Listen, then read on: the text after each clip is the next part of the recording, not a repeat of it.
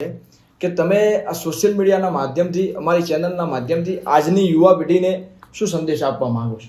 સંદેશ એક 100% આપીશ કે જમાનો અત્યારે જીગરભાઈ ભણવાનો છે. હા, દરેકને બેન દીકરીને અત્યારે જે મોટિયાળા જે છે અમને નાવરી બે હાથ જોડી વિનંતી છે કે ભણજો, મજૂરી કરજો. તમારું જે કર્મમાં ભગવાનનું લખેલું છે એ તો ભગવાન તમને આપશે, 100%. પણ મજૂરી આપણે કરવી પડશે. ખરી વાત. અત્યારે ધૂણવાનો પબ્લિકનો શોખ થઈ ગયો. અત્યારે હું જોઉં છું યાર અત્યારે છોકરા બહુ ધૂણવા મળ્યા. એટલે એમનો બે હાથ જોડી નમ્ર વિનંતી, મારો સંદેશો છે કે ધૂણવામાં મજા નહીં.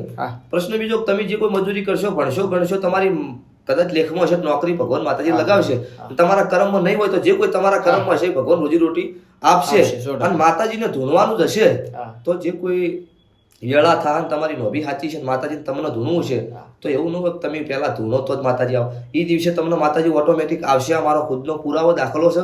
એટલે કોઈ ખોટી રીતે કોઈને જોઈને ધૂણવાનો શોખ ન રાખતા, ભણવાનો શોખ વધારે રાખજો.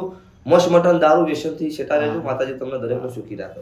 વાહ વાહ, ખૂબ ખૂબ ધન્યવાદ ભુવાજી. આપનો આ કિંમતી સમય તમે અમારા માટે ફાળવ્યો. તમારો ખૂબ ખૂબ આભાર. માં મેલડી તમારી